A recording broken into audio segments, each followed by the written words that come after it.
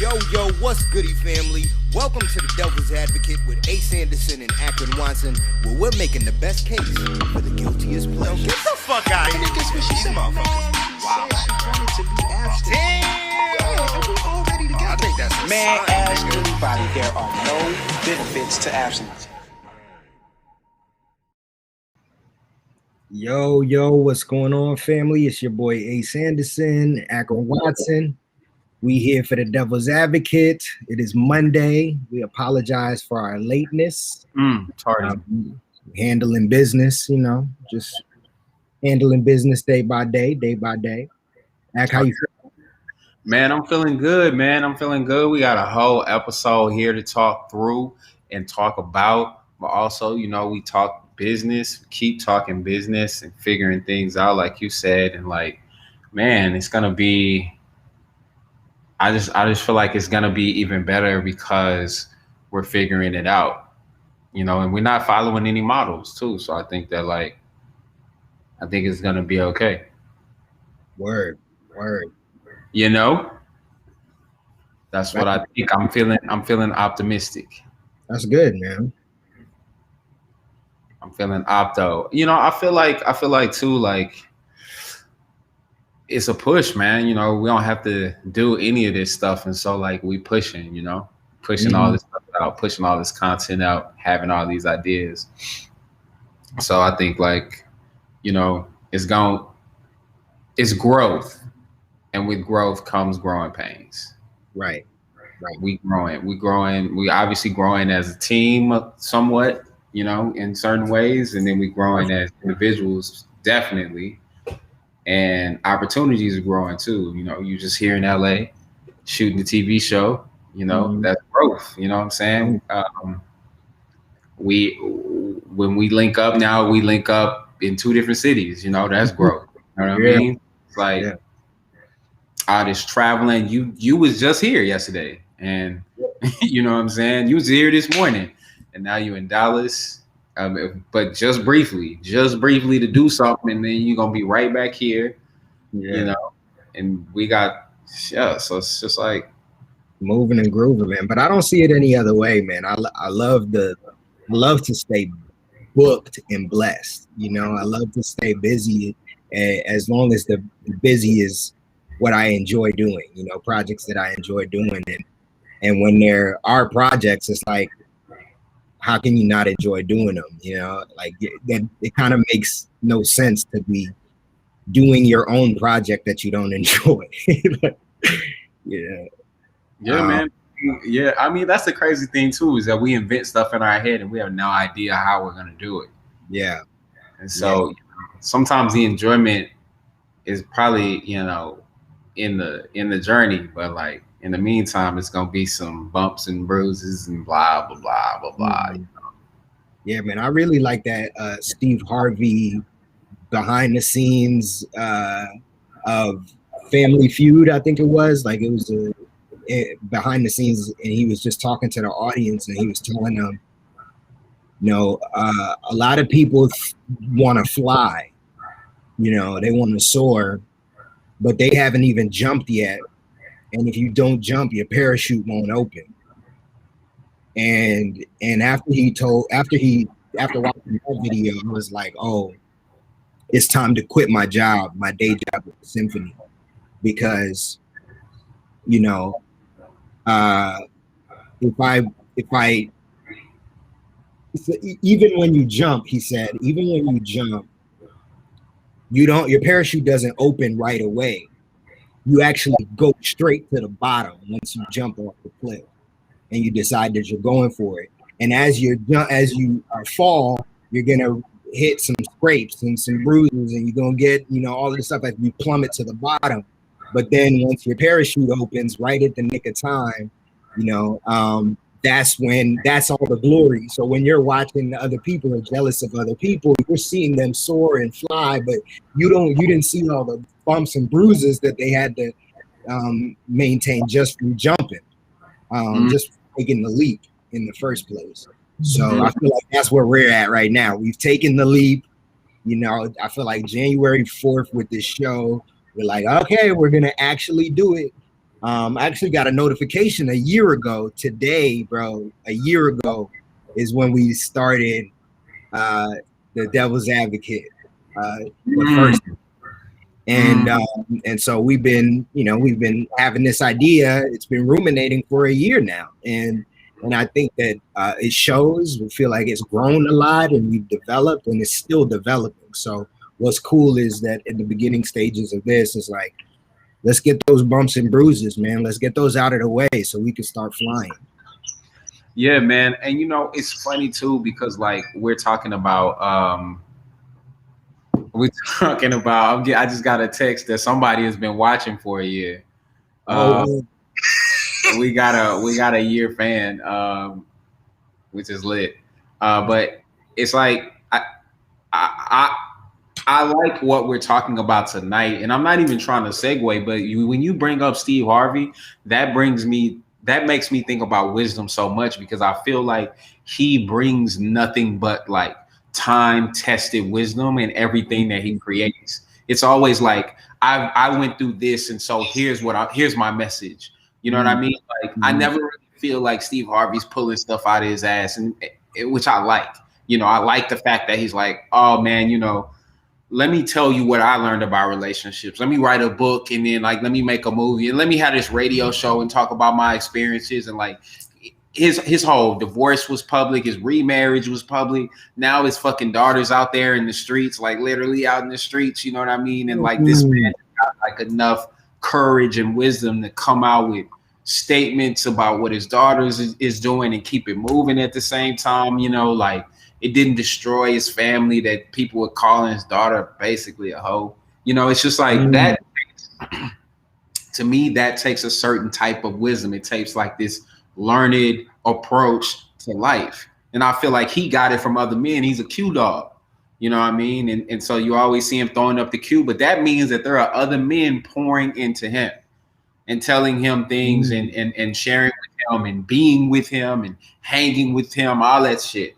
And so that wisdom, I think, is especially as somebody who grew up, I grew up with my dad, and my dad would impart wisdom on me, and then there were other men around him. They would impart wisdom on me, and it was always an older man that I was like around or something that would just whisper shit in my ear, like, hey, nigga, this person's doing this, or like, you should try this or do this with your money, and all these. And so when we talk about ageism, which is what the show is about today, it's about ageism in the industry. But for me, when I brought it up, it was about ageism in general, because I think that sort of wisdom, that sort of pouring out is irreplaceable. I think that it is incomparable. And I think that in storytelling, especially, it is ultimately it's necessary. It's do or die. It's make or break. You're going to have a really good thing because you got some insight from somebody, or you're going to have a fucking risk, a total risk. I just feel like we risk too much as a country by not looking to our elders sometimes, most of the time, in my opinion, and being like, hey, Denzel, hey, Steve, hey, Oprah, how do I do this? How do you think I should? What did you learn? What do you know? What, and yeah, we should get into it. We should talk about it because I'm already there. Word. So should we let's look at what our first question is. I gotta read this description, bro, because I've spent a long time on this description. Yeah, All right, boom. So the description for our show today is: in 2016, y'all, the Democratic Party chose Hillary Clinton over Bernie Sanders. And well, we all know what happened next. What was the biggest problem with Bernie for America? His age. Sigmund Freud said, if youth knew, if age could. But Mark Zuckerberg said, young people are just smarter. Well, apparently they also look better, as millions of people shop every day for age-defying products to... Wait, sorry, my ex is calling. Boom. as millions of people. All right. So basically, Mark Zuckerberg said that young people are just smarter, while Sigmund Freud was like, if youth knew, if age could, he was giving reverence to age, basically. But apparently, young people aren't also smarter to Mark Zuckerberg. They also look better to millions of Americans as we shop for age-defying products to tighten our skin, darken our hair, and return us back to what we all know to be our youthful beauty. We watched that commercial today. Do you want to turn back time? And it's literally a song in the commercial like, if I could turn back time. And you got women like on one side being old and then on the other side looking young. Do you want to have less wrinkles and cracks in your face? Here's a product that you should buy. With more and more teen and pre-teen driven content being released and produced than what seems like ever, and less unique, well-scripted and financed work being written and produced to represent anyone upwards of 35, I just want to ask, what is our true obsession with youth, and how is it truly affecting us? When is the right person for the job, not the person with the best skills or the best knowledge, but instead the cutest or the most fun? It's the age-old argument, pun intended, youth versus experience. Now we can go. Now we can motherfucking go. So I feel like what's missing from that argument is that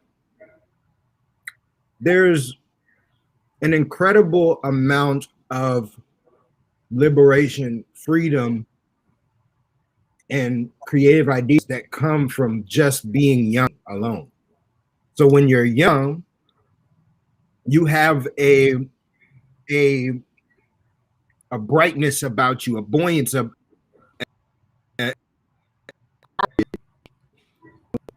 about you that is fearless, and it means you're willing to take more risks.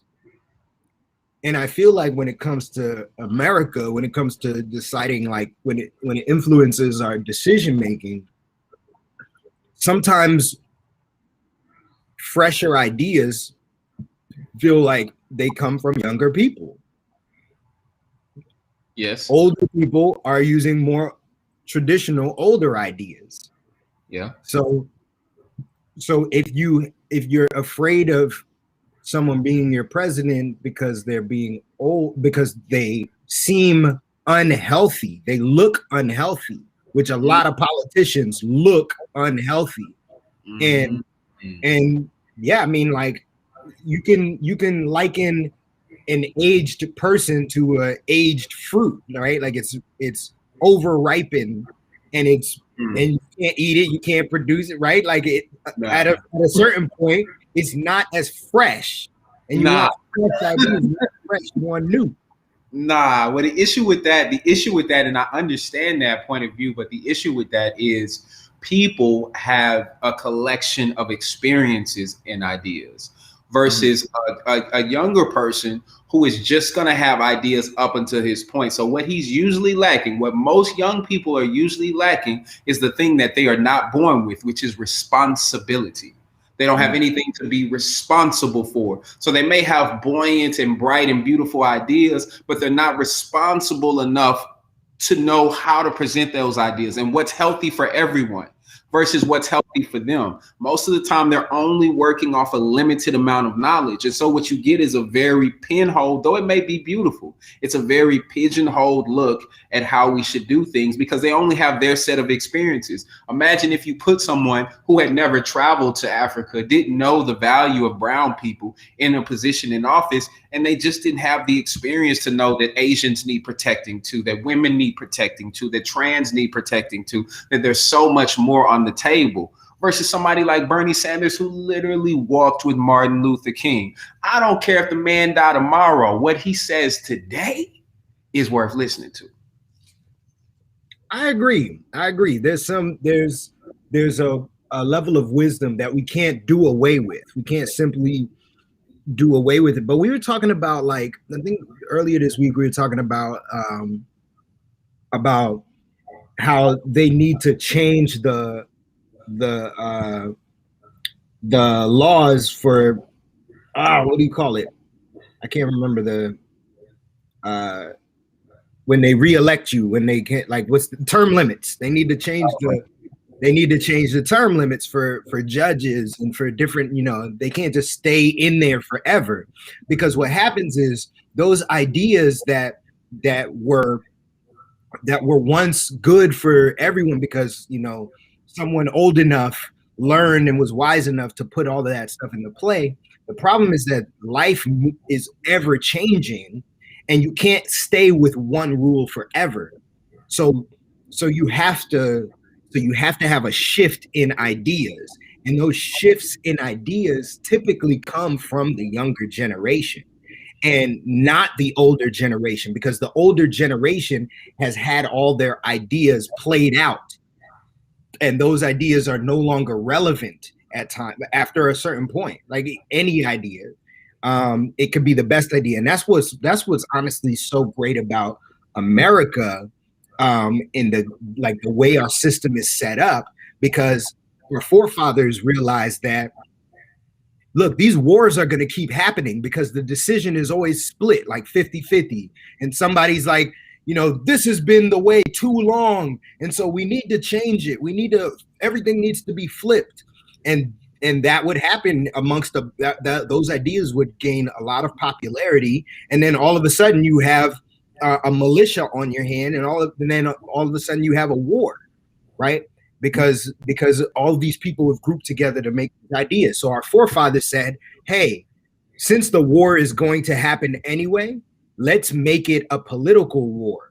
Let's make it about parties, and let's make it where it doesn't have to come to blows, because we know that the things, like the rules that stay this way, they cannot stay that way forever. They have to change. Shift. And every time that shift happens, it's typically yes, and yes. Agreed that when change needs to happen, when there is arbitration failure, when we can't seem to figure it out, usually the young people have the verve to make the change. I think that that's going to be evident, especially right now when Black people are dying at an alarming rate. And I think what's the best way I can put what I'm trying to say is I was in The Color Purple on Broadway when Trayvon Martin was killed. No, when Mike Brown was killed. And so when Mike Brown was killed, was murdered, I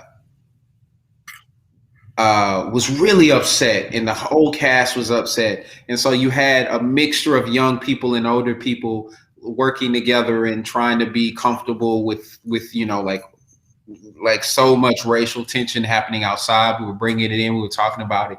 And then one of our elders, I should say, an older woman who, I don't even want to call her because she's so fine, so beautiful, but she's like 51, 52. She's like, oh, y'all nervous. Oh, y'all are upset. That's because y'all ain't never lived through this before. She's like, oh yeah, I've lived through this. I've lived through riots before. I lived through Rodney King, and I lived through this, and I lived through that. And so in a lot of ways, so I know that all of this.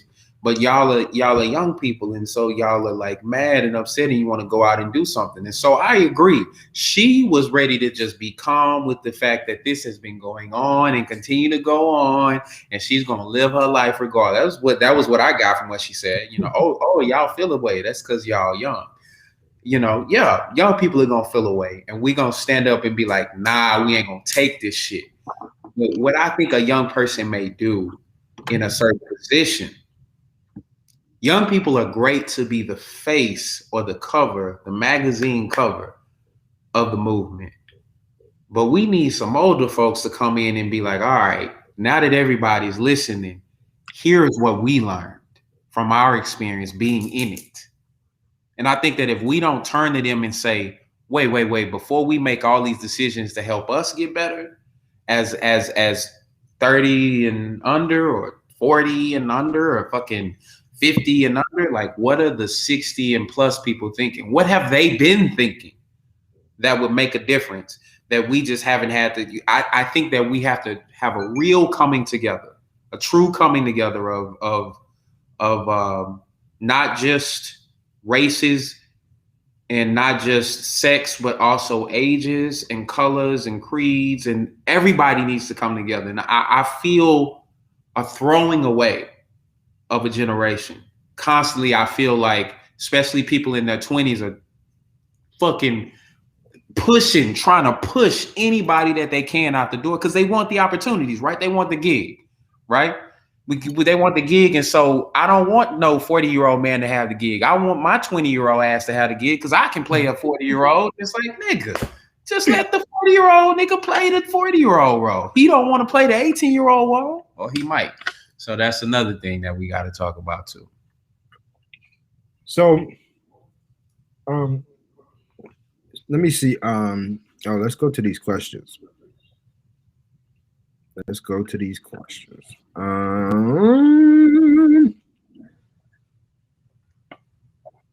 What does God have to say about your age? Let's see what the Bible says about your age. In Ecclesiastes 11:9, scripture I pulled from Google. Thank you, Google. Thank you, Google Bible. Rejoice, O young man, in your youth, and let your heart cheer you in the days of your youth. Walk in the ways of your heart. Do whatever you want to, nigga, and the sight of your eyes. So he said, walk in your heart and do what you see, do what you do, live. But no, wait, now you can't leave the end part out now. But no, that for all these things, God will bring you into judgment. Period.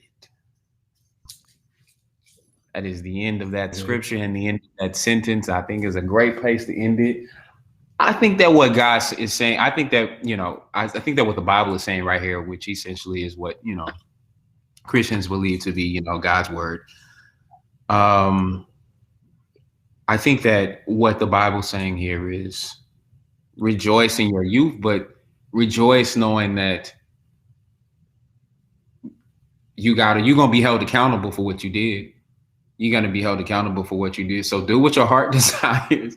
Live your life however you see fit. He literally says, and the sight of your eyes, and live your life how you see fit.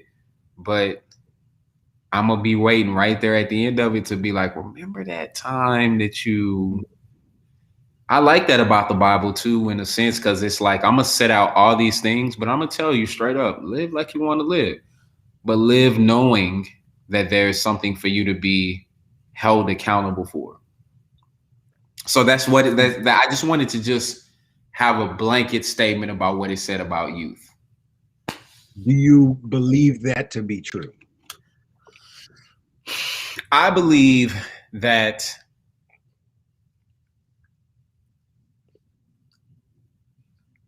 there's no age limit on knowing what's right or wrong. And so I believe that in being taught something that is right, you then have a responsibility to do it the right way, whatever that thing is and however it is. You also have a responsibility to know what's right. So it's not just your responsibility to just listen to somebody and be like, oh, that's what's right. I'm not saying that because somebody says something and they're older than you, wiser than you, that you should just listen to them. No, do your due diligence. But that really means, again, I like this about the Bible. The Bible has all these tie-ins to just be like, seek me first, the kingdom of heaven. Everything else is going to be added. So if somebody else told you that it was right, before you just even go thinking it's right, you should probably go to the word and go to God and make sure that it's right. And in knowing what's right, heck yeah, I think that no matter what your heart wants to do, you're going to be held accountable for doing either what was right or what was wrong, regardless of what you want to do. Sucks sometimes because it says rejoice in your youth. And a part of rejoicing in your youth is discovery. And a part of discovering is trying stuff. And if that means sex, go for it. Weed, go for it. Drinks, go for it, right? Well, just know that God is going to be there to judge you. So, yeah, I think that's true. And how does it manifest itself in your life? Man. I mean, it's manifested itself in so many different ways, I think.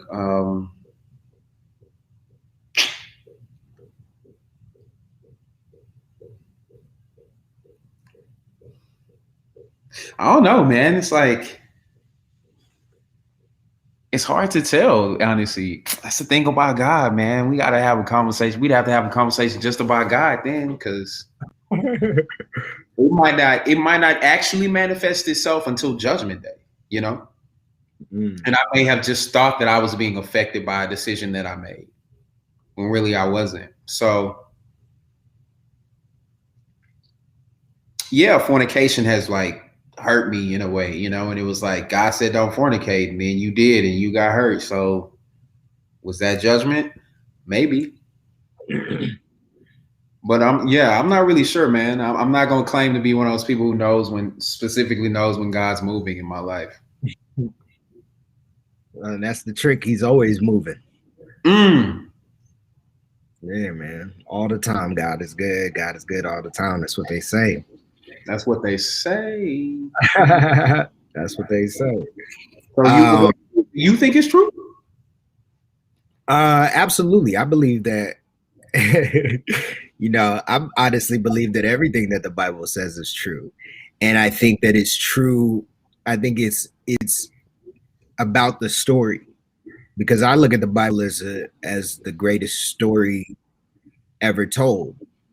And it doesn't matter if the events actually happen. To me, it matters what the scenarios of the events represent. And so when I hear that God is going to judge me, I know that God is consciousness. To me, I see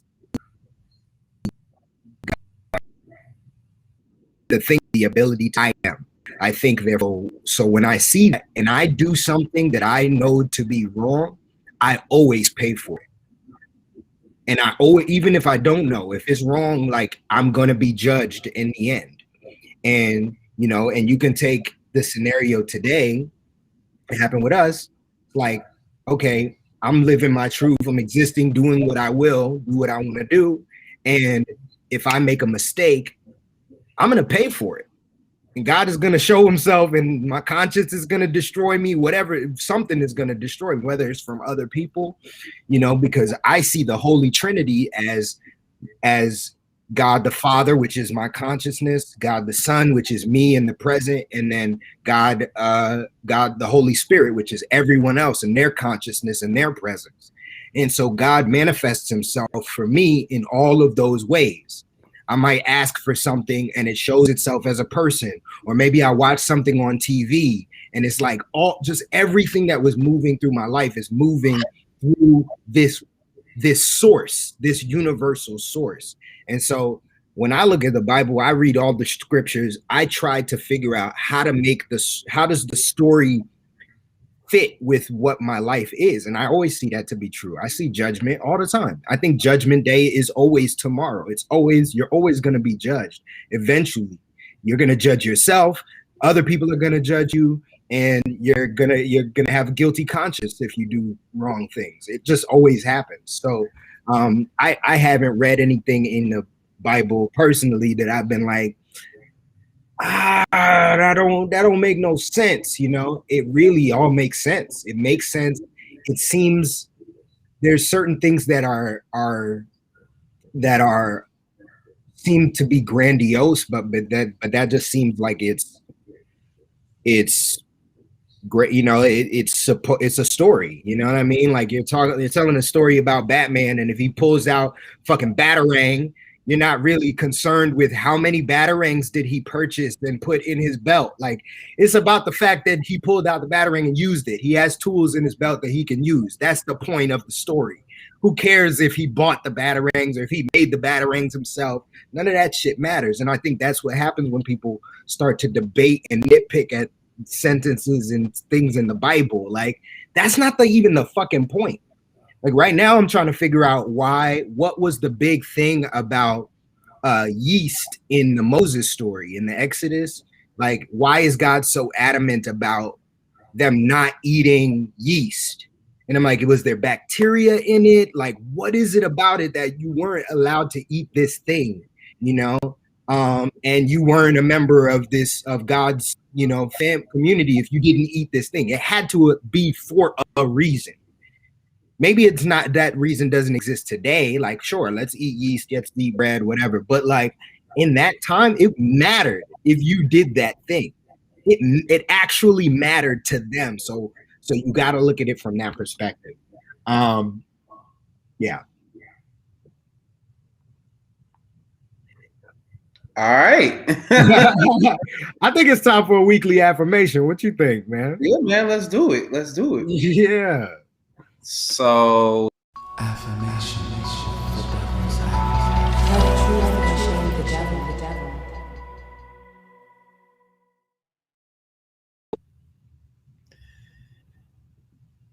there is a fountain of youth.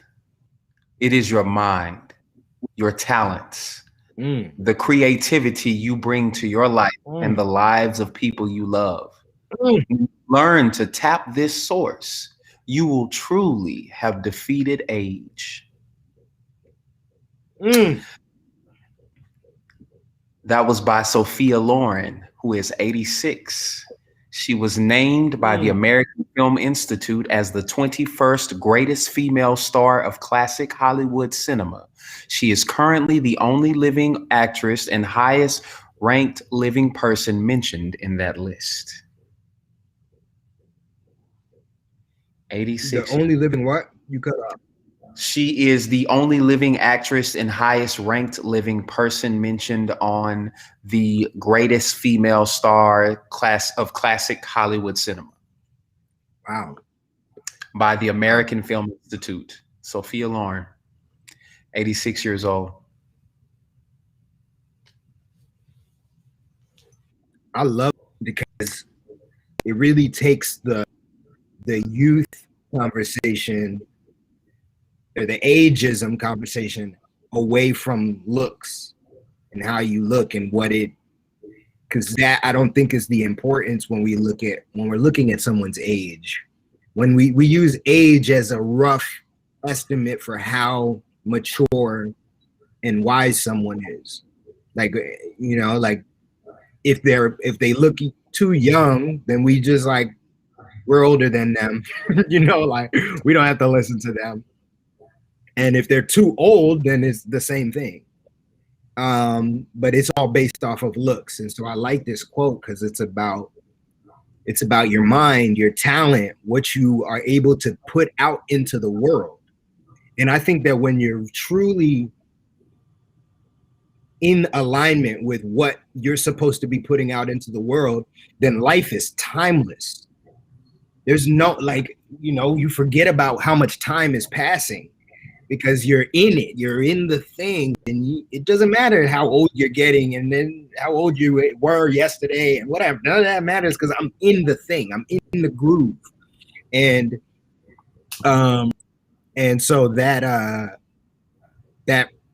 quote really resonates with me in a lot of ways. Yeah, man, I totally agree, brother. And that's how I wanted to live my life. I wanted to live my life to where I could be timeless and that where I could earn my place in society by what I was doing for society. And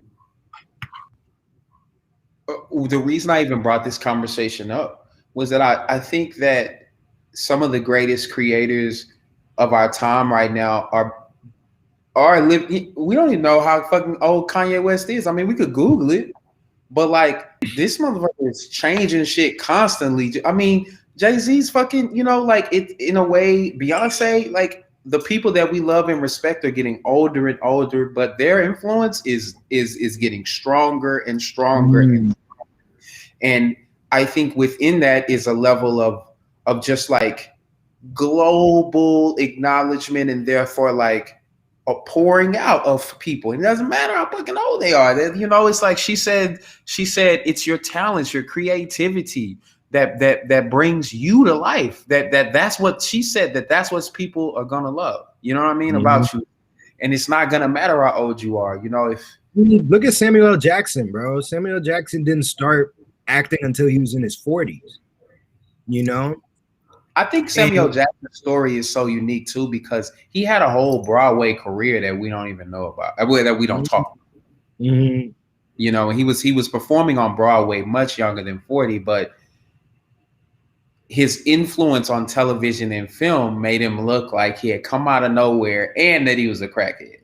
You know what I mean? When man was performing on Broadway, Akeem Babatunde that we were talking about earlier actually got beat out by Samuel Jackson for his first Broadway show.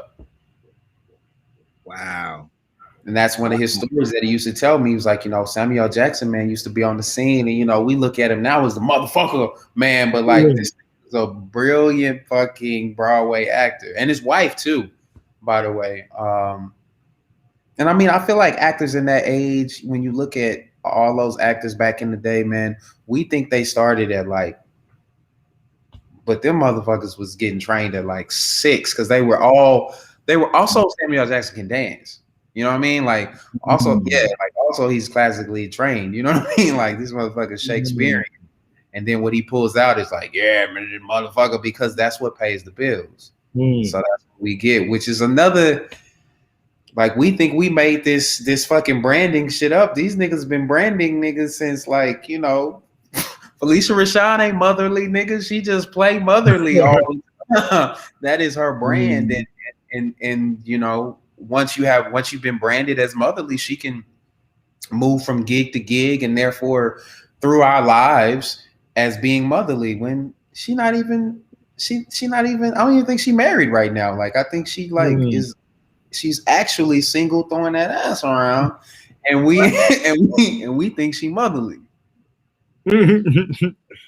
So do you feel like there's a point where you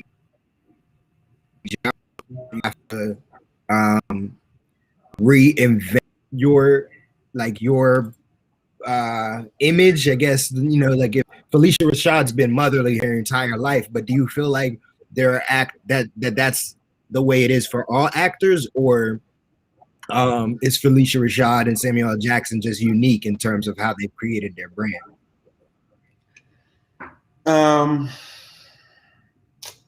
Leslie Kahn, who is an amazing TV film mentor and teacher and professor and just all around guru.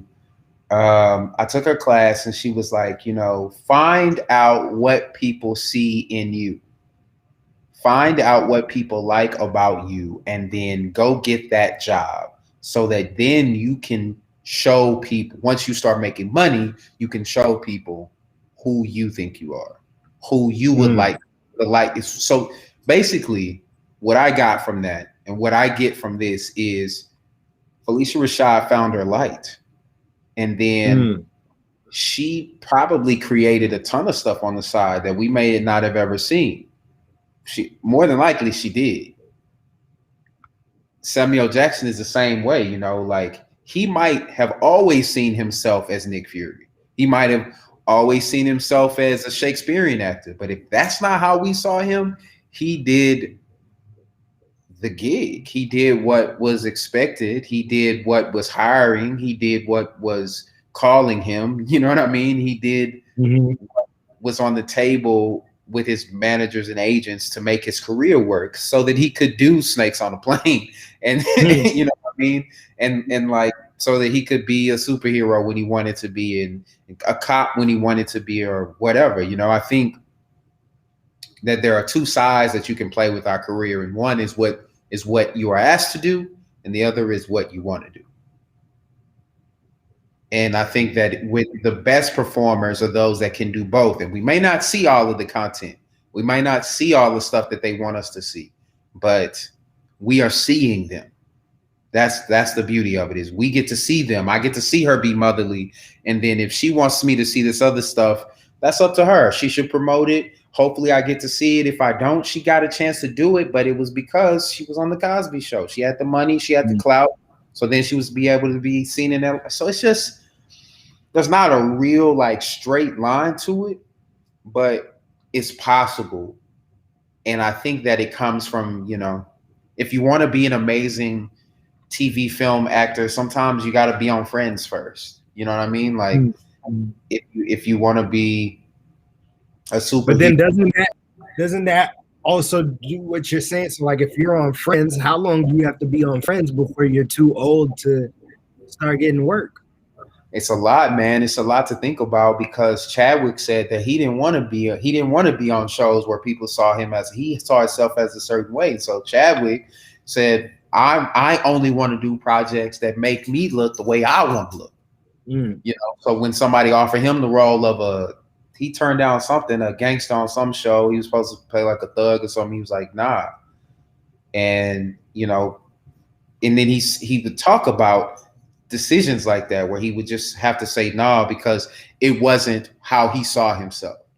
And so that might be something new that people are able to do now. I haven't experienced that as of yet, but you know, it's been different for me. Say what? I was saying it seems like all the greats have done that. Like Will Smith making his own movies once a year. He's gonna come out with this specific type of movie, and in fact, he's turning down other movies because he thinks that these are the types of movies that will sell. Like I feel like there's a lot of like a lot of those A-list actors that are on that level of, you know, the actors we're mentioning right now. I feel like they've all been able to do that their whole careers. Like, this is what I want to play, and you got to pay me. If you got to pay me way more if you want me to play anything else. But don't you think that that's earned versus like something that they can just come in the door and say? I think it's something that's earned, but then what about when they age out, when they get too old? It's like that can only happen for a few people. You know, what do we say to the young actors who really want to try and they want to keep going, but they're willing to stop after 10 years, 15 years in the game? They wanted to learn that because they see Jennifer Lawrence or fucking Zendaya or you know, who's the girl, Dakota Fanning, you know, doing their thing from young age, and people just falling in love with them. So like, I want it now. I don't want to have to wait. I don't want to have to do a Samuel L. Jackson, wait till I'm 40 and maybe get a role where I have to rob a convenience store. I think that really brings us into the art section, bro. Honestly, because I want to know, like, I'm looking at these questions and I'm like, I specifically want to ask if we gonna move. Are you down to move to the next section? Yeah. Oh yeah, let's do it. What's up with all this damn teen and preteen content? You just brought up Zendaya and Jennifer Lawrence. I feel like those were the beginnings, but they, you know, they're older and like they're playing adult roles now. But like Zendaya is still on Euphoria, I think, and Euphoria is something that I didn't even want to watch because it's like that's teen content, you know. And then like some of my favorite shows come out and they feel like teen content, and I just feel like you are hiring actors that are too young to play roles that are older than them, and what's the purpose? And like, what is the deal with all of this? Like 13 Reasons Why, and then just show after show after show after show about kids in high school. What do you think that is? I think that for a long time in entertainment history, children shows and like shows about the younger generation have always been catered towards kids. And the problem with the content for kids or about kids being catered towards kids is that the kids already know what the fuck is going on in their life. They already get a fake understanding of what life is. But there's a lot of adults who have no idea what the fuck their kids are up to and what the fuck kind of difficult issues that the kids have to face and what stories occur in high school. You know, like you an adult, you like, I'm an adult now, and like I've been a kid, so I know what kids are going through today because I was a kid at one point. But like, no, you have no idea. And so I think, you know, in entertainment, with all of this content being catered towards kids and Degrassi being the only show that goes there, you know, I think now in today, it's like, oh, we are looking for content. Let's tell this story. Let's tell these stories to adults on an adult level. Like, get real. Let's not Disneyfy this situation. Let's not make it all fake and, you know, sunshine and rainbows and like, there's no problems here. There's no racism. No, it's like, nah, that's not at all how this stuff goes. So let's cast some adults that look like kids and put them in a kids show about kids that's real as fuck. Let's tell some real ass stories because our adults can learn from this shit, can learn from how suicide, you know, occurs in teen life and where that all comes from. We can learn from these things if we start listening to kids as though they're not just kids. They're dealing with, they're almost going to be, they're young gods. They're little gods walking around. They have all this power, all this potential to fuck up the world. And they are crying desperately to be heard, and nobody's listening to them. That's why TikTok is like so powerful, because like all these kids are like, wow, you know, I have a voice and I can do things. I can make a platform for myself. And they're like, yes, finally, people are telling our stories. And so I think for generationally, the younger generation is tired of not being heard, of nobody telling their stories, of nobody coming to say, hey, remember, like, we're not just fucking watching Barney. Like, are more complicated than Barney or even or Hillary Duff, Lizzie McGuire. You know, it gets more complicated than that. Life is not just a sitcom for kids. And so I think it's really important that we tell these stories. Like when I watch Euphoria, I'm like, damn, that wasn't my high school, but I know people that experienced that in high school and experienced that shit. And I'm glad to be hearing and I'm entertained by those stories. Okay. I hear that side. That some of these shows are addressing some real issues and tackling some real stuff that needs to be said about teenagers, for teenagers, with teenagers, or, you know, whatever. I hear that. But that ain't all that's coming out. What's coming out, man, is like teenage-led shit. And some of it ain't all about like their real lives. Some of it is about their fantasy lives. And then some of it is not about their lives at all. It's just a young person at the helm of a regular show. So what do you feel about a show like Big Little Lies that's kind of tackling both? I'll be honest and say I didn't watch Big Little Lies. First of all, I'll be honest, I didn't watch Big Little Lies. I didn't know that that's what Big Little Lies was about, because I saw 4 women. Whenever I see the ads, it always just looks like 4 women. I can't tell their real ages, but it looks like it's like 4 middle-aged women, and only one of them is black, and she kind of like it. I didn't see myself. If I don't see myself in the ads, people need to know that y'all need to represent more people in these ads, because if I don't see myself, I'm not gonna watch the show. If I don't see anybody in my circle or like, you know, people, then it doesn't. Oh, that's about rich people having rich people problems. The fuck? I wasn't interested. So yeah, and then when I watch black content, I don't see that many shows like that. You know, I don't see that many. And what does that say about us? Are we not telling our own stories when it comes to our youth? I don't see that many teen and preteen Black shows. Is that? I mean, is underrepresenting? I don't see like stuff about Black people in general, but like, I mean, there's like All American. But that's too what? All American, yeah. Watch that. No, honestly, a part of me feels like the goal should to create your own stories. Like, so as artists like who feel like they're aging out, or artists who feel like that stories aren't getting told about them, I think it's incumbent upon them to write those stories, because nobody knows your perspective. You know, nobody knows that perspective like you do. And so I think what a lot of actors do is they start looking for someone else to put them in a story that makes sense for them.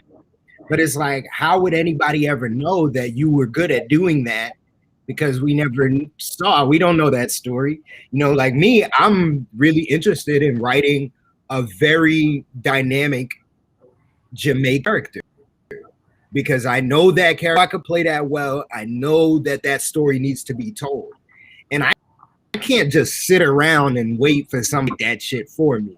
You know, I gotta find a way to like put that shit together. You know, so I actually want to do some like a monologue series where I just, you know, write some Jamaican monologues and show myself in that light. And I feel like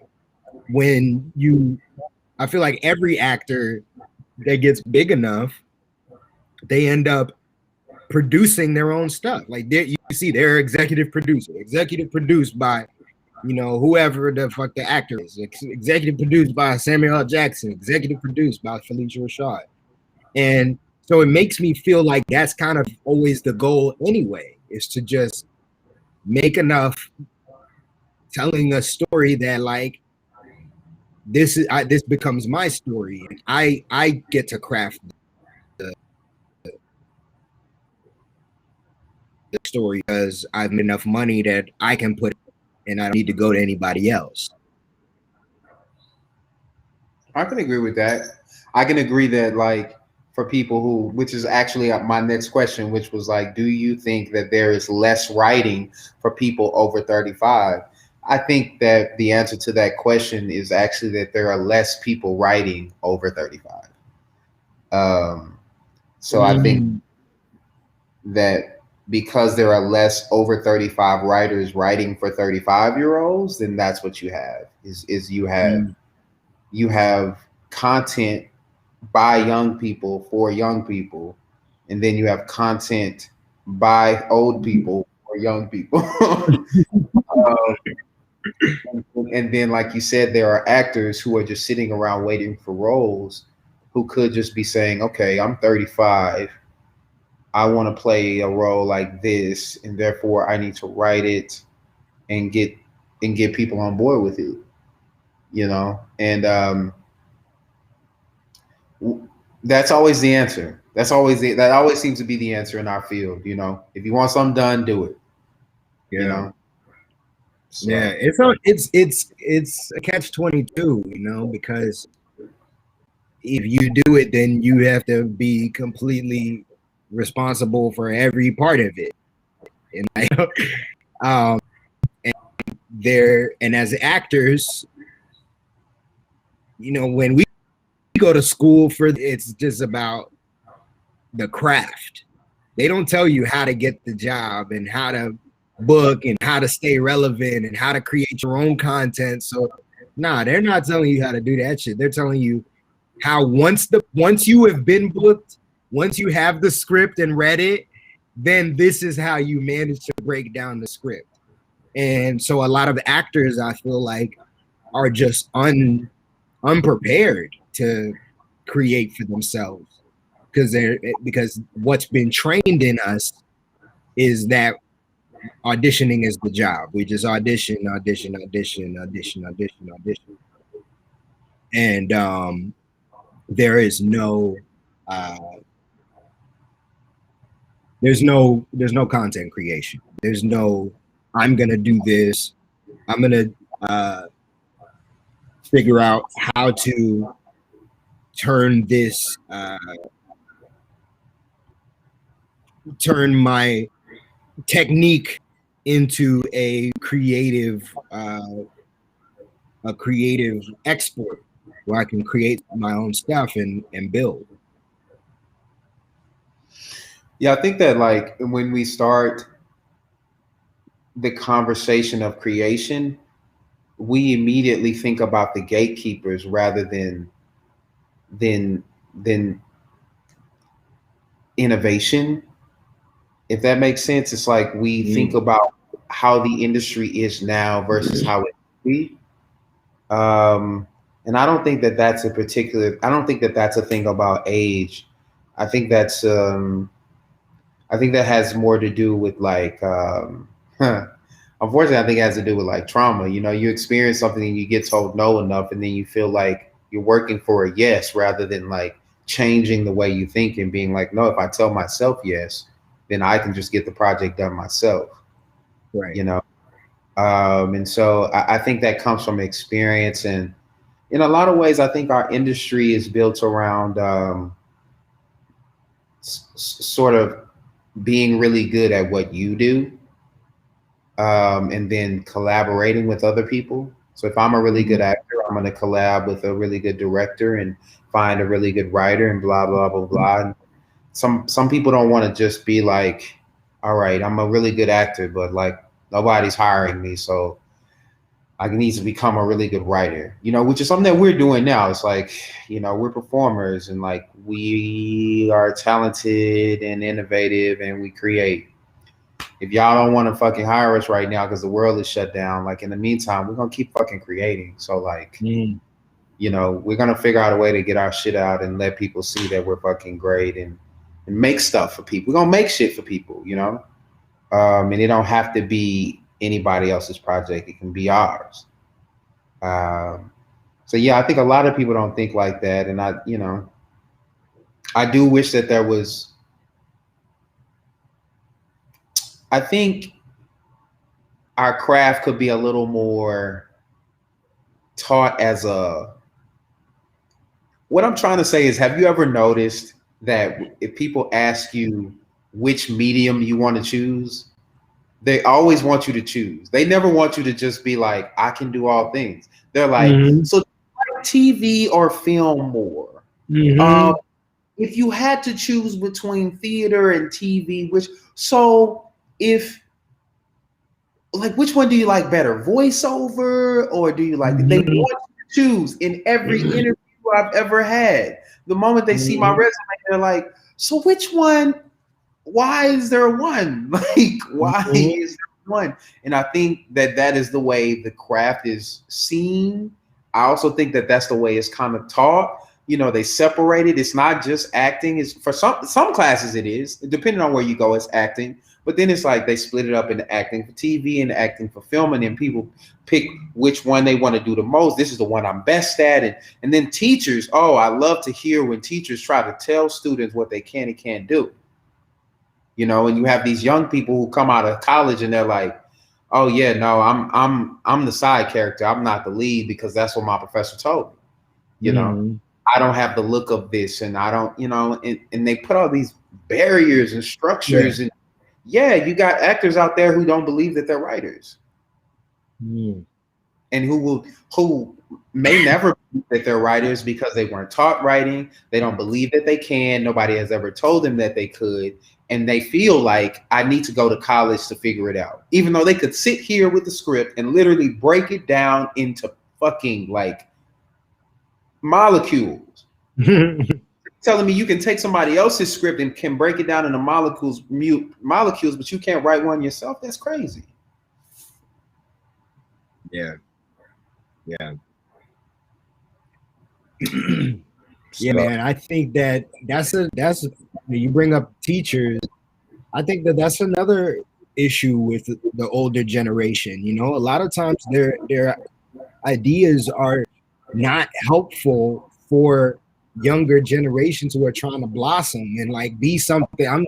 I'm not trying to do everything like everybody did it yesterday and the day before. I want to figure out something new, what works for me. And what's tragic is a lot of these kids end up going through school getting told that they're not good at this thing when they actually just never really got a chance to try it.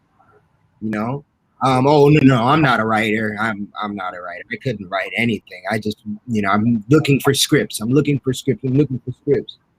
You know, but it's like, have you really actually ever tried to write something that wasn't like a homework assignment that you fudged, you know, like, and you got a bad grade on? Not that, like, have you actually tried to write a project and pull it together? Because, you know, Issa Rae could have been beating herself up about how terrible, you know, Diary of an Awkward Black Girl was, but like, you know, she just went for it. She was strong and wrong. Like, I'm gonna fucking figure it out, call my production company, whatever the fuck she called it, you know, like, I'm gonna make it up and let's go, you know. And look at her, she's fucking a millionaire. She has her own production company now. She's moving into music and all of that stuff, you know, because she didn't make any excuses for her lack of talent, right? Like, if she was a sucky writer, like maybe she's a shitty director, but like something about it worked, something about it was good. And thank you for trying, Issa Rae, because now we have great stories from you. So I definitely think that the older generation can have a way of bogging down budding generations. They're trying something new. We're just trying to see if this thing can work, you know. If we only listen to the older generations, we wouldn't have Facebook, you know, like we wouldn't have social media. There would be zero social media, zero interaction. We would be killing ourselves in this pandemic, like in the masses. So I feel like it's about balance to me personally. It's about the younger generation, like all the generations. Let's figure it out. And I think art is together over anything. It crosses all racial lines, crosses all ages. You know, it's art. We're creating shit. Let's create shit. Anybody can do it. Anybody can come together, and let's try to tell a story. And let's get as many people in the room as possible, all based on art. If you base it on art, like that's what I learned when I went to a school of the arts. Going to a school of the arts, I think, was the best thing that my mom could have ever done for me, because at a young age I was like, oh, everybody is just here because they do what they love to do. And I'm meeting Asian people and black people and white people, and all of these people are my friends because, and gay people, like I had gay friends in middle school, you know, because everybody is following their passion and doing what they love. And it's art. Like art brings all walks of life together, and so it's tragic that the older generation is trying to stifle art in schools and defund art in schools. That's the one thing we need, man. We don't need more math. You know what I'm saying? We don't need more math, bro. The math is gonna be there. All right. We don't need more math. That was a good soundbite. Gotta keep that. I think we should move into the sex part, man. I think either we move into the sex part or we don't. What you saying? It's time for the flavor of the week? Man, it's time, man. I think we gotta get it. Let's go. It's time for flavor. Yo, it's the flavor of the week. It's the flavor of the week. Man, that girl is the flavor of the week, baby.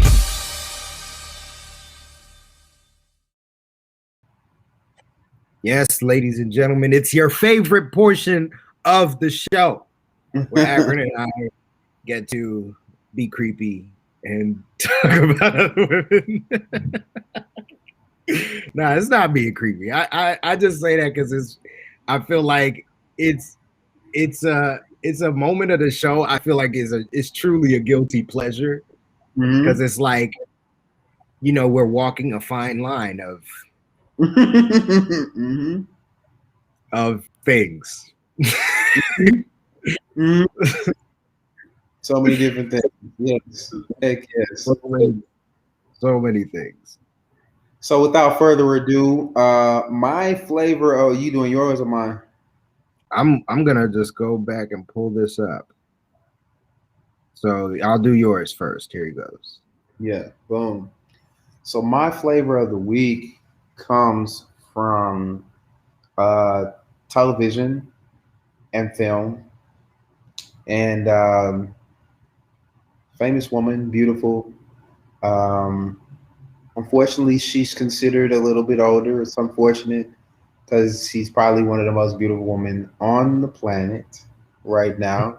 Also one of the funniest and most talented. She sings, she dances, she acts. It's Tracee Ellis Ross. She's my flavor of the week because she is seasoned to perfection. Because she can post random selfies with a dog and make you laugh, and she can also like be really philosophical, and she just looks amazing and really family oriented. I mean, so much that you can say about Tracee Ellis Ross. I mean, her mom's Diana Ross too, by the way. If you don't know who Diana Ross is, look that up. But yeah, man, I'm just really like obsessed with her hair and her booty and her eyes and her lips. I could just go on and on, man. Like, you want to talk about crush? It's more than a crush. It's like I meet Tracee Ellis Ross and then I don't need to meet no more women. You know what I mean? It's like this is my first choice. This is like I walk in. Huh? I was asking what was your first your first moment when you recognized her, or how, I don't even know how to say that. I can't say words. Your first time seeing her. Oh, the funny thing is, the first time I saw her was on that show that she was on. What was it, Sisters or whatever that was? And she's so cute. Huh? Girlfriends? Girlfriends. So I didn't like her on Girlfriends. She wasn't my favorite on Girlfriends. She's my favorite now. Like, this is the Tracee that I like. Like, I'm not into skinny, first of all, so I'm not really into that. Like, it takes a lot to win me over as like a, you know, a petite person. Just don't say that. But her being petite on that show and then, you know, being funny it wasn't really doing it for me. She just was kind of like, you know, okay. It was like another girl on there that was kind of cute. If you wanted to say like cuteness, yeah, she was kind of cute when I first saw her. Like, oh, she's kind of cute. Got some big eyes though, you know. Now I'm like, this. She just, man, she's long and fine and just glowing, and look at that, man. Look at that woman. What? It just looks like she getting finer every day. And what? Come on now. Come on, man. This woman is I can't say enough, man. She just glows with and you can also just tell she's like in her element, right? She's in her thing, man. She's in the groove now. She's completely comfortable. She's comfortable with being single. She's also one of those women that just is like, I don't need no damn man. You know, I don't need anybody in my life to justify me. And also, I do what the F I want when I want to do it. And like, I am respected and loved and queenly, and that's my queen. That's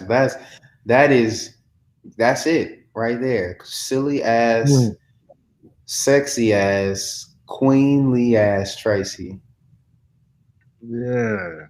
Giving it to us. Giving it, look, what? And fashionable. Yeah, all of these. Look at this jerk. Crazy. And her routine too. She got this routine where she like works out and like she's has a skin routine. She's just everything, man. Like everything. And you know, of course there are younger women out there doing this, but I don't know, man. She's just the baddest. All right. Well, my flavor. I want y'all to see me type it in. Whatever. Who cares? Y'all. I mean, okay. Come on now. Zendaya killing the game these days. She is.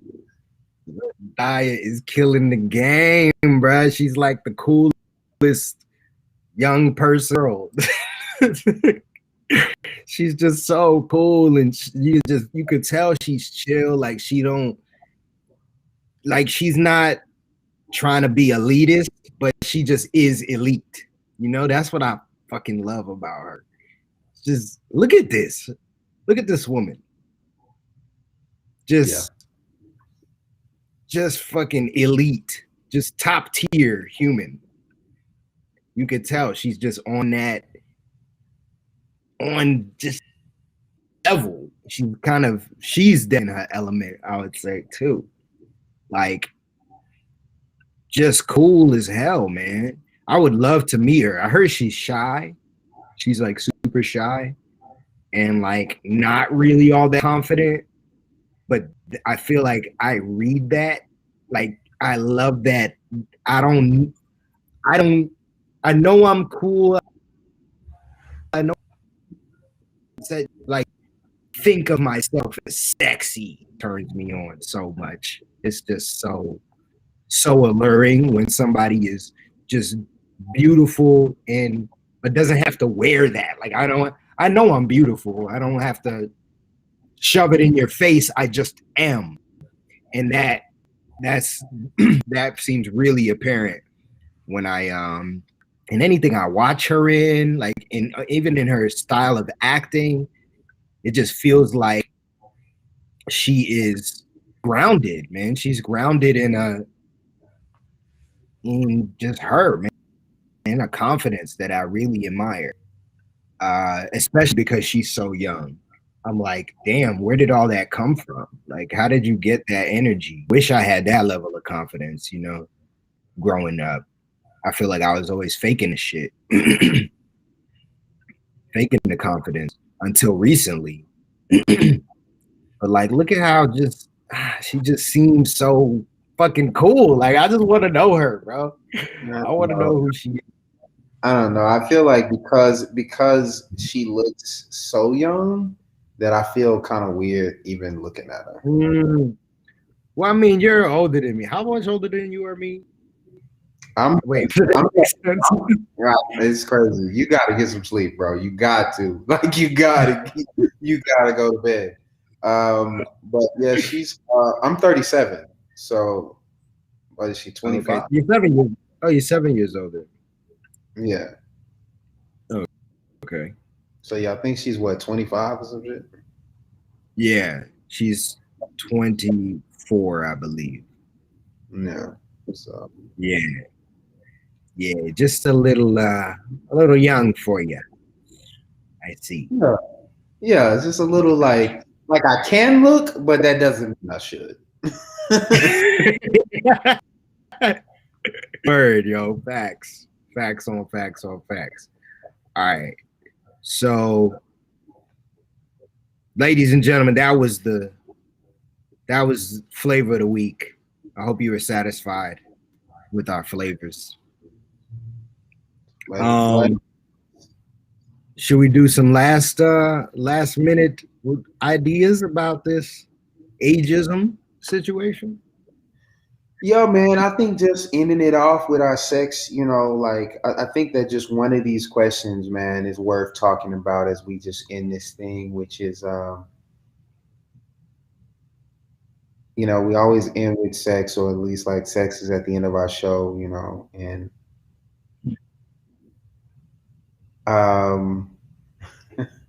we got two questions here. One of them is sex about how old you feel, or how old do you feel sexually?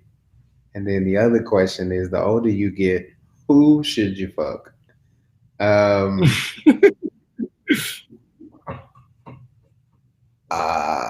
asked that question because I meet some Zendayas every now and then, man, at 37, and I mean, they fine and I'm fine and it's fine. But, should I be dabbling in that? Liz Michael told me no once, and at the time, it's funny, at the time I was like 30. It's like 7 years ago, and the person I wanted to date, I'm not even gonna lie, it was fucking Tracy Lee, right? I wanted to date Tracy Lee. She's so fine, right? So fine, but she was 24. And I was 30, and Liz Michael would be like, "That's a baby." She was fucking screaming, I just feel like, oh, and she'd just be like, "Get over her, that's a baby," and I hear that ringing in my ears every now and then, like, that's a baby. But it's sex though, it's not marriage. It's not like, it's just like fucking around. So is that okay? What do you think? Is it okay for an older person to just be like, is it okay for an older man to be sexual? Is it okay for a younger person to be sexual with an older person? Like, is it all okay?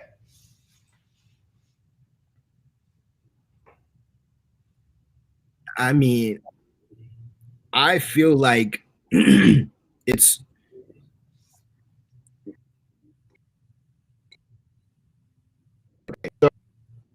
okay since, like, as this consent person is over 18, like it can't be it can't be consensual if the person is under 18, I should say. Right. And so if the person is over 18 or even near 18,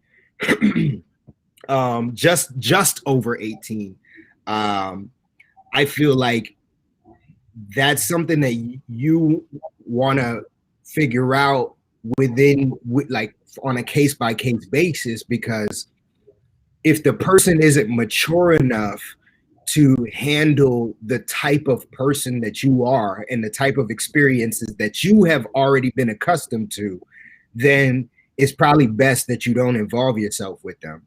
But if you are with them and you feel like they are able to match you in your mature level and in your experiences, like, because you might be a 40-year-old virgin and you're gonna date a 21-year-old person, and like, she falls in love with you and you're a virgin and whatever, and so you guys are kind of matched in romance and being with people, and so you're gonna try this thing and it might blossom into something really great.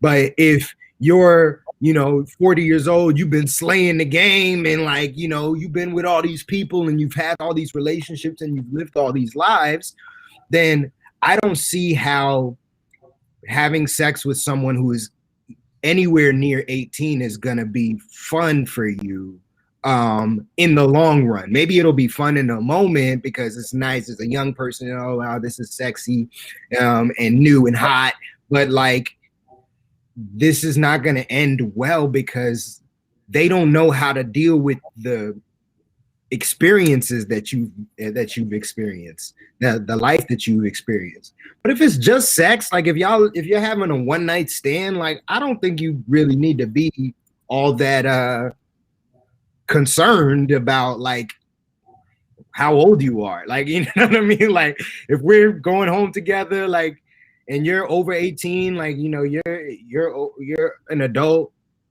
and we're at the club and we go home together, like, I'm not worried about if you're older than me or younger than me or whatever. Like, I don't care about none of that. None of that shit should matter, because what matters is our connection, the fact that we want to exist in this moment together. And so I feel like age shouldn't really matter, man. Age is a reference for maturity, right? It's like just to gauge how mature are you. And this is coming from somebody who I dated an 18-year-old, right? Like, I was 24 and I was 23 and I dated an 18-year-old, and I wouldn't have known that she was 18. She seemed like she was 24, right? But being a ballerina, she was very much involved. She left high school early to go be a professional ballerina. And as a professional, you're with other adults. Like, you know, you're not treated as a kid, you're not seen as a kid. And so when we talked, when we hung out, she seemed very mature, so mature that I couldn't tell that she was young. You know, I couldn't tell that she was much younger than me. It seemed like she was on my same level. But then fast forward to like to 2 years ago or a year ago, and I was seeing somebody who was in their 20s or who was in their early 20s, just turning 22, and it was clear. So I'm 8 years older than her, and it was clear that there was a lot of, like, we were living on different paths. We were living at different times, and it was weird. I was just like, okay, this isn't the long haul thing. This isn't the long term thing. I don't want to keep doing this and like do this forever, because there's a level of maturity that I would like when I'm done. I feel you, bro. I feel you on that. I mean, I think that I stopped thinking in that way for a while because sex started to be about recreation and I was having a good time. And I think that what happened was I learned that maturity levels, first of all, I learned that maturity levels can affect you. So even though a person's maturity level might not affect me sexually, it might affect me financially, it might affect me emotionally. Mm-hmm. And so I learned to start factoring that into who I wanted to have sex with. Because what I learned was that sex was more powerful for some people than it was for me. And so in a younger person's life, I found the pattern of like our sex meaning way more to them than it did to me. And and being the responsible man that I was, I had to make a decision about if I wanted to continue to do that, to live with that. And to be honest, I still didn't let it affect me for a while, man. It really wasn't until the pandemic that I slowed down and said, all right, if I'm going to have sex with someone, we're talking a year ago at this point, if I'm going to have sex with someone, it's going to have to mean just as much to me as it does to them. Because otherwise, you know, if I know that it means more to them than it does to me, or if I even think it, then I've done something wrong by having sex with that person. Mm. And so I think that with wisdom does come responsibility to say no sometimes for the sake of the other person, you know, to just say, this may be confusing to her and this may be way more to her, and this or vice versa, this just might not mean enough to me. I don't care about this enough to bring confusion into her life and into mine. All right, man. That's noble. That's noble.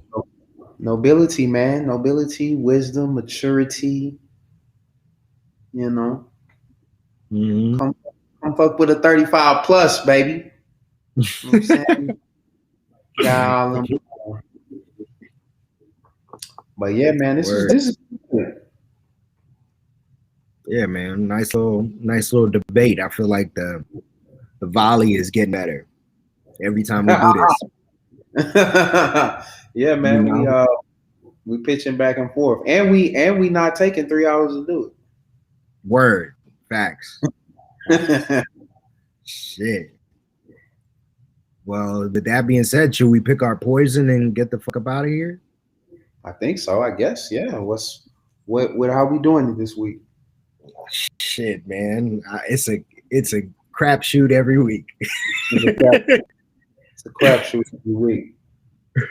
Let me see what we got in Pick your poison, boys. It's time to pick your poison.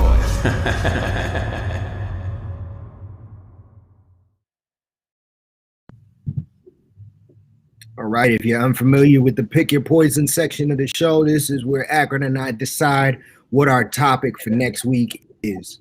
And, it's poison because all these topics are taboo and we have to play the devil's advocate. So if you have topics, please send them and we will announce the topic on Wednesday, what exactly the topic is. But please send your ideas you have up until Wednesday at what time should we say? Wednesday at 11:59. At 11:59. Wednesday, I think at all right, 11:59 CST or PST. I don't know. Or GST. No, I think we should do 11:59 CST. Awesome. 11:59. You heard it here, folks. You have until 11:59 tomorrow, Wednesday. It is tomorrow, technically, but Wednesday.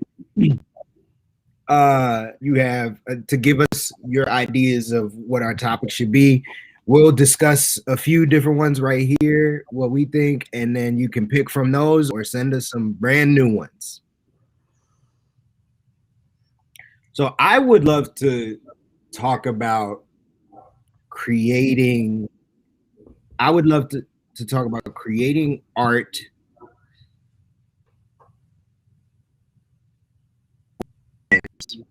I would love to talk about whether or not the earth will run out of water, because that's something I'm really interested in, in talking about, and if our water consumption is too much and how we can change that. And I really want to talk about something like really raunchy, but like I have no idea what that could be. So those are my 3 ideas for things I want to talk about. I didn't hear the first one. The first one got cut off. The first one was I want to talk about creating like business or friendships. I want to talk about that.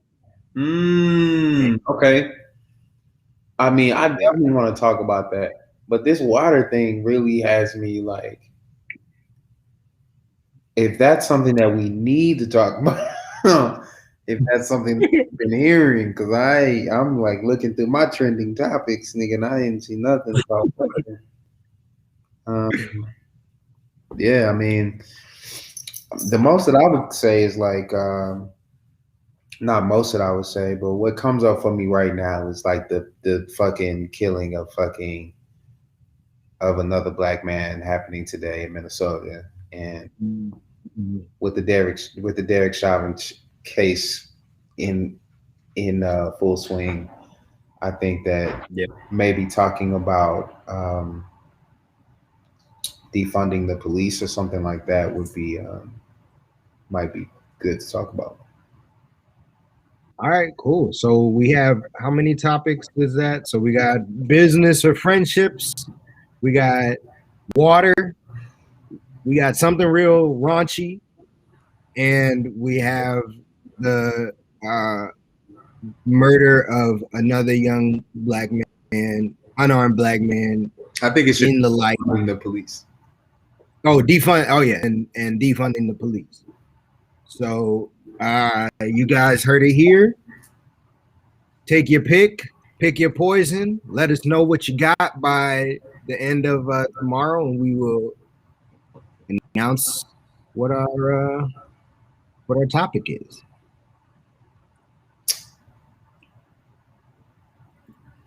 All right. All right, ladies and gentlemen, we hope you had fun watching us play the devil's advocate. Which that sounded real sus. Watching devil's advocate with each other. With each other.